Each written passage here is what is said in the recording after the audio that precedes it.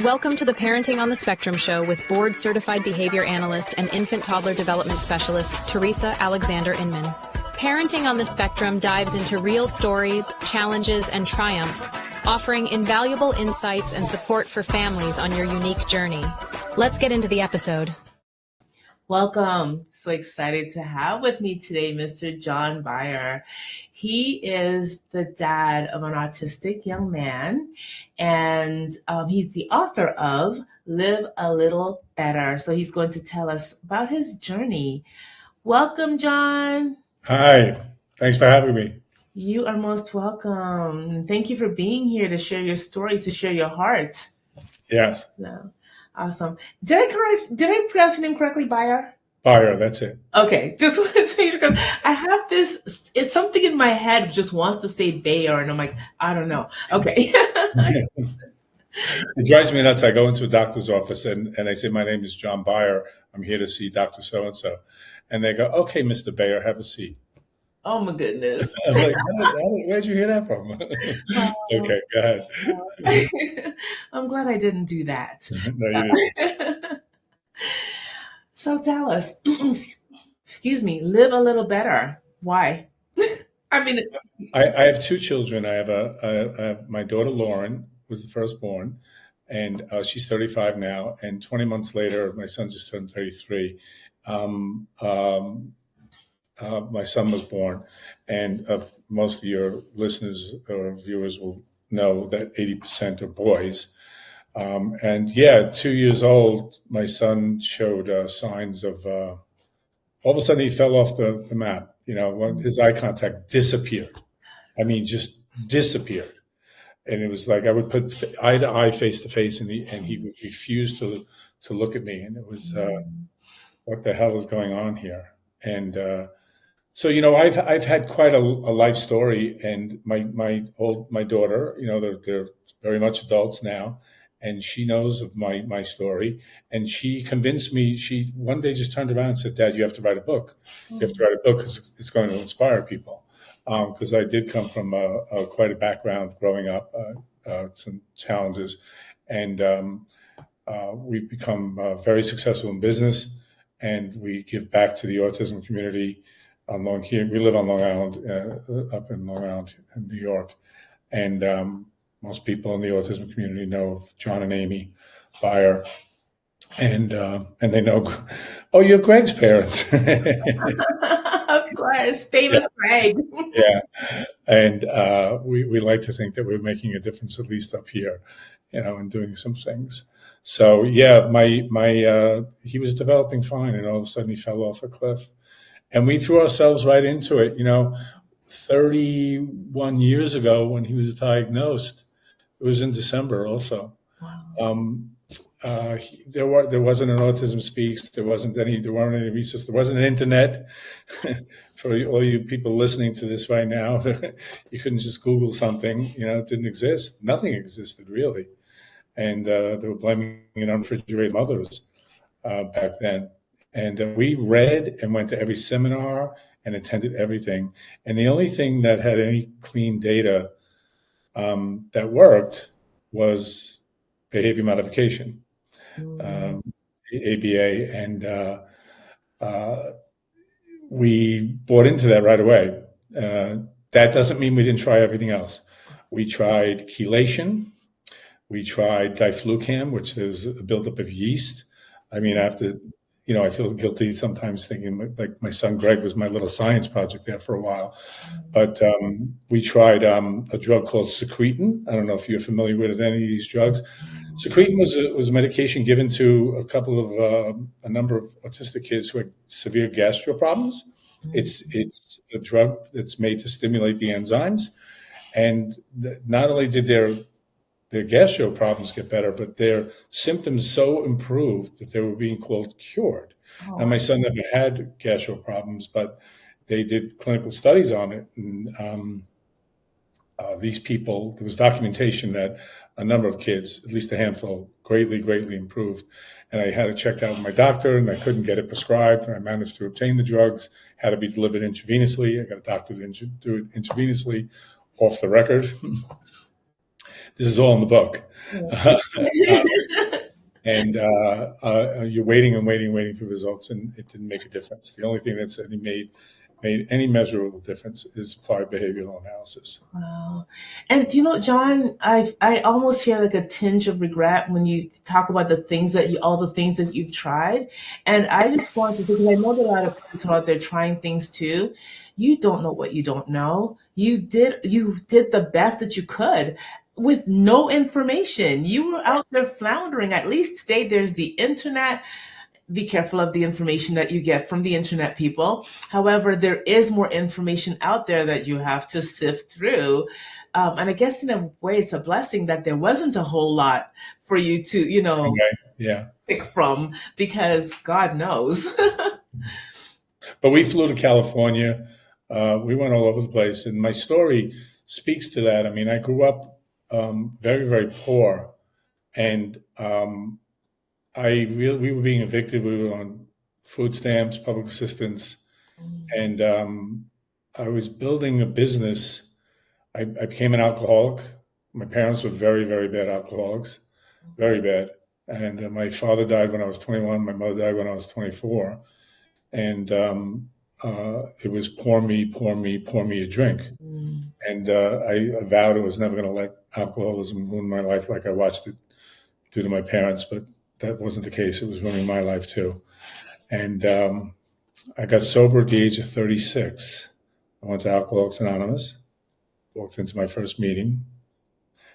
My last drunk, I want to speak about this for a minute. If anybody out there needs this for inspiration, because this book is more about alcoholism and recovery than it is maybe about any other subject, although that's the chord that runs through the whole book, actually. Although my son takes up the most ink. And when you're writing your memoir, you don't plan on that. And I just did it chronologically. I started it with the words, it was moving day. And the reason why I started it that way is I was 8 years old at the time. We were moving into this development on Long Island in Queens called Lefrak City.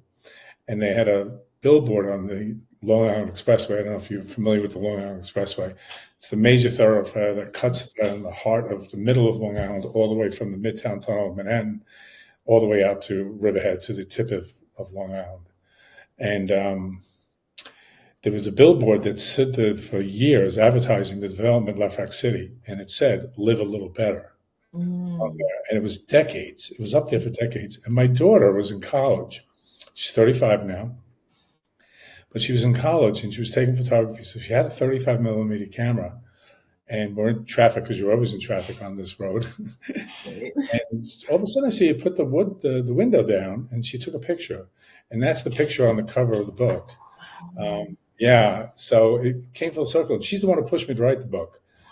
Because we did go. It's more than a rags to riches story. It's a survival story, and obviously fighting autism, being confronted by autism.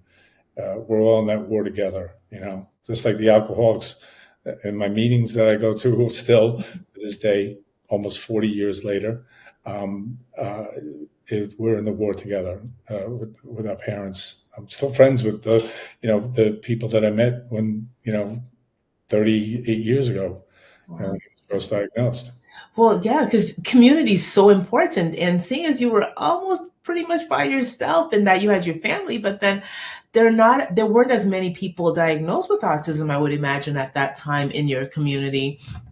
So developing your little village was vital to, I think, growth and support and just, survival. Information. We were hungry for information. Yeah. Like I said, we attended every seminar.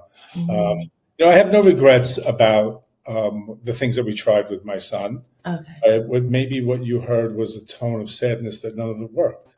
Right. Yeah. I still don't have. My son can go to a fine restaurant tonight if we wanted to take him there and sit there and be a gentleman. But I don't know what he's thinking. And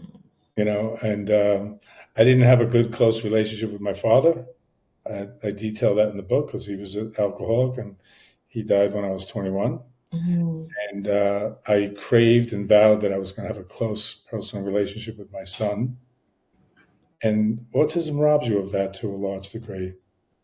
It does.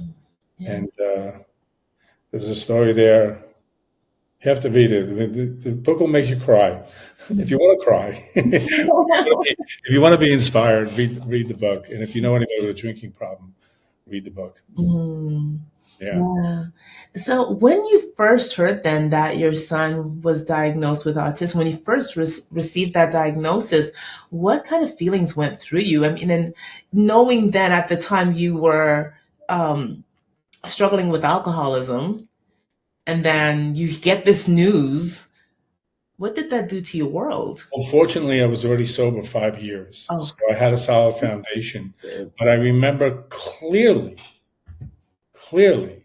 walking from the psychologist's office because still a subjective diagnosis. They still don't have a blood test. They still don't have anything, to confirm it. Mhm. And I remember walking back to the car. My wife had him in one hand, and I had the other hand. And I had a voice in my head saying, "John, you're going to have to make a lot of money. This is going to be expensive." Mm. I remember saying that to myself. And back then, they didn't have early intervention as readily available as today. And ABA was like ABA. We went out to California to meet with Lovas's disciples, Dr. Doreen Green Pache from CARD. And yeah, I mean, we did everything. Mm.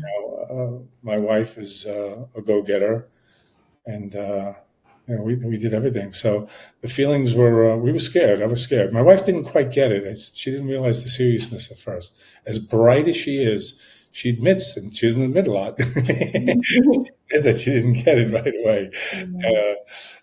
But she got it. And then when she gets into something, she sinks her teeth into it and takes it all the way. My wife's like an authority. She's a go-to now on Long Island about autism. We get I tell you, my son's 33 now. Mhm. We get a phone call a week. One of us gets a phone call a week, even now, and we're in our 60s, asking for advice about schools, schooling, therapists. Did you try this? Somebody told me to call you. Somebody said this. My son needs. Did you hear about this place? Yeah, we don't know it all, and we're a little out of touch now as we get older. But and then housing. Housing is a big deal. Tell Mhm. anybody who's listening, if they have a child with autism, you really got to get started at 10 years old. And when the kid is 10 years old, your child's 10 years old, start applying and start, for if you know your kid is going to be dependent and not be able to, you have to get legal guardianship and get it all out of the way. Mhm. And you as a parents still know best, better than anybody, any therapist that sat in front of my kid. And my son's had some great therapists, ABA therapists. We used to have a whiteboard with the schedule, and he had as many as 5 different therapists coming in a week. Yeah. And we were paying out of pocket. So we used to joke that my son went to Harvard twice. Yeah. No kidding. Yeah, Yeah, it yeah, can be pricey. yeah. Then Yes. started paying for it and creating early intervention. Then Mhm. my wife got on the school board. She got very involved. She became president. She was on the school board for 12 years. She created life skill programs for our local school district. And I took the 3-hour class to become a parent member and an advocate, as well as so did she. And it's one of the most rewarding things I've ever done is sit in a room and, AA teaches you to share your experience, your strength, and your hope with Mhm. other folks. Well, here I am. I'm sharing my experience, strength, and hope with other parents who, we've been down the road before, and this is what's going to happen. And sitting in a room where the school district doesn't want to part with the dollars, Mm. and the parent doesn't know that there's a program where they're legally obligated to do X, Y, and Z, and that there's a program where we can suggest something. And then I say, well, can we possibly do this? and you see the special ed director look at you. That's something we could, yeah, I think we could do that. And I said, yeah, I mean, there's no reason why we should, Right. And so now it got to the point where we walked in, they just gave the kid whatever they wanted because they knew we had the law, and we always went in with honey, not with vinegar. We always led with honey.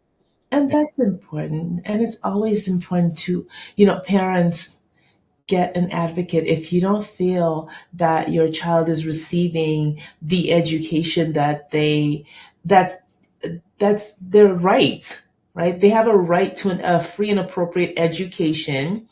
And if you don't feel that they're receiving that, please get an advocate. I've worked in school districts, so I totally get exactly what you're saying. And, I remember one time one of my supervisors, because there was an advocate coming, and the person said, well, just make sure you've got all your T's crossed and your I's dotted because this person is the advocate. That would be me and my wife. So the one thing I would just say to you is that even if you feel like your kid is getting everything, you still might want to get an advocate on an occasion at least, because you may not be aware of what's really available or every single thing that they're entitled to. That is And I remember one kid was not on the spectrum, but he had this bad behavior that was interfering with everything. He was biting his shirt. And everybody's talking about this stuff. And I just said, I know the district had behaviorists on staff. I said, you have a behaviorist. Why don't we just get the behaviorist involved and let her write a program and work this out? And everybody just got silent. Said, yeah, that's what we should do. Duh. Yeah. So, simple things. But it's always a fight, and you always have to advocate for yourself. You do. Yes. And, don't be afraid. A lot of parents I've seen walk in afraid. Not my friend Kate. She was actually the first one she actually is the mom of a young lady I used to work with. Yeah, I worked with her family. And I remember going in there and, it just emphasized the importance of you as a parent knowing that you know your child better than anybody else, and letting people know that you know your child better than anybody else. Because, I remember walking into that meeting and there was the advocate, myself, Kate and her husband, and the school official said something. And she got really upset, slammed her hand on the desk, which got everybody's attention. And I was really surprised because this meek lady, all of a sudden, and, just let everybody know, listen, my child is capable, because she worked with her a lot at home and they weren't seeing a lot of it at school. So instead of asking, what is she doing at home? And then working to marry the two, there were just a lot of assumptions. And like I said, never heard that Mama Bear speak up until like that in that way until that day. And I just gained a whole new level of respect for her. Right. That's what you gotta do. Yeah, and you've got to, don't be afraid. Sometimes, the schools will tell you one thing or another, and it's just really important that you believe and go in with that belief and just know. Yeah. If your child needs somebody with them in the classroom, then ask for it. Yeah. There should be coordination between home and school. Yes. There really, not should be, there really has to be for it to work optimally. And the better it works, then maybe you can cut back on services down the road. If my son greatly improved, his negative behaviors for the most part are pretty absent. I wish my son would communicate more. I think he's trapped by OCD. I see OCD run through the majority of this, using the term this population, but our kids. And I think that interferes with things that they're not free to think of other things because they're obsessive on so many little things. Yes. Something. It's funny. Somebody said if you could take away one symptom or one part of your son's autism, what would you do? And I stopped and I thought, and they said, and I wasn't giving an answer right away. And they said, would you want him to speak more?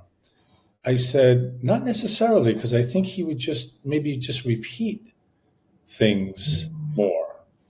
I said, I think if I could take away his OCD, it would free up his mind and he'd be able to speak more about other things. And that's my feeling about what I see. His roommates are that way, and the kids that he works with today. So I gotta tell you a great story. Your listeners are gonna love to hear this. So my daughter, a beautiful woman, and my son started going to a special needs camp in High Falls, New York, called Camp Huntington, and it was a great camp. And they had an exchange program with different countries where they would bring the counselors over for the summer and promise them a great summer. Meanwhile, they're paying them very little money, but nonetheless, see America, see New York. And so this kid comes over from Wales, and his name is Patrick, and he becomes my son's camp counselor. I'll make a long story short. He was a very good-looking guy, and my wife and I would drop our son off at camp for 4 weeks or whatever he was going for, 3 weeks sometimes. Once or twice he went for 6 weeks, and then come back and would tell my daughter, Lauren, you have to see this Patrick. He's very good-looking. So I would say, enough with Patrick being so good-looking, and well, they met, and they got married. And we're expecting our second grandchild. So my son introduced my daughter to a husband without saying, meet Patrick, Lauren. Yeah. So now Patrick, along with two mothers who have children with autism, Patrick Bardsley and Stella Spinakos and Nicola Segru, founded an organization here on Long Island called Spectrum Designs. And Spectrum Designs does embroidery and print screening of anything. They do coffee mugs, they do pens, they do everything. They do a lot. They're very successful now, and it's led by he's the executive director, CEO of that Spectrum Designs now. And my son works there. My son, they employ adults. They employ 50 or 60 people on the spectrum, full range. Some kids with some real challenges, and then some very high functioning people, and in the office doing some customer service stuff and stuff. And it's amazing. It's really an amazing social enterprise. They refer to it as. It is a 501(c)(3). I would invite all your viewers and listeners to spectrumdesigns.org and support it. And their workmanship is unbelievable. He's spoken at Microsoft headquarters and Uber and Google's headquarters on behalf of what it is to employ adults on the spectrum and so on and so forth. He's a big advocate for that now. And he's quite a guy. And it's the place it's beautiful. It hums. It's really amazing. I'm on the board. I'm a founding member on the board. And we're making it work year after year. It's like the 11th year already. Yeah. That is so beautiful. Oh my goodness. People go there, please. Yeah. John, I want to ask you before we go, are there any lessons that you learned from writing your book? Anything come up? Yes. This funny thing is, I don't know if I mentioned, I'm in the moving and storage business, and I've done very well with that. I worked very hard. As a kid, we were poor. Eviction notices on the door all the time. And I vowed that it was not going to be poor. So I invested a lot in real estate and did well. And I used to have a mantra of one truck a year. I would buy a truck a year and grow by one truck a year and increase revenue by X and so on and so forth. And then, of course, you get sober and it's one day at a time. And discrete trials with ABA is also breaking it down. My son's first word was apple. He didn't say apple. He said first. Yes. He couldn't say apple first. And so it's living life incrementally and living life that from that viewpoint, from that mindset, is what really works, and makes you enable to achieve. I want some people, if any of you, anybody listening, the book's going to inspire you. I'm getting letters from all over the country and emails and stuff, and I'm very proud of it. And all the money from the sale of the book goes to Spectrum Designs as a donation. I'm not looking to make money off the book. I'm looking to get the message out there of that you can survive alcoholic parents and poverty, and you can survive your own alcoholism, and you can survive, raising a child with autism. By the way, divorce rate, among the general population is 50%. Among families with a special needs child, it jumps to 80%. Yes. And that's a big statement there. So when I say you can survive it, so a day at a time, incrementally, you can get a lot of things accomplished in life. Yes, such hope, John, such hope. Thank you, thank you, thank you. And I thank you for being vulnerable with your story, because there are a lot of people, who, I remember somebody wanted to come on, and, well, she did actually come on, and she struggled with alcoholism. She said, well, who's going to hear my story? I said, you know what? Seeing as the divorce rate is so high, it's much higher among families who have children with autism, or any diagnosis really. What do you think the chances of alcoholism in that population might be? Because you got to survive. People are doing what they can to hold it together. So I can only imagine, I don't know the numbers, I can only imagine though that would be an issue, because it's life, right? Yeah. And life happens at every different stage. And if we're going to say, well, yeah, like I said, with all the other numbers, I think it makes sense that it would be higher as well. I can tell your behaviors, because you're talking about the numbers, you like data. Yeah. My professor, Jose Martinez Diaz, always said, if you're not collecting data, you're not doing ABA. That's how we know it's working. So Patrick wound up getting a master's, and my son-in-law, and I dropped out of college because I was drinking at the time, and I never finished. I only have 30-something credits. And one day he says to me, I used the word antecedent to a behavior, and he looked at me, he says, I forget, with his beautiful British accent, sometimes I forget that you really, it's like you too have a master's in autism. And I looked at him and I said, I have a doctorate. Right. Parents have doctorates. Live a little better, everybody. Yes, Live a little better. Live a little better. Thank you so much, John. I really appreciate you being here, sharing your heart with us. And, like I said, again, being so vulnerable so that giving others the license to also be vulnerable. Yeah. And to our audience, thank you so much for watching. We'll see you here, same place, same time.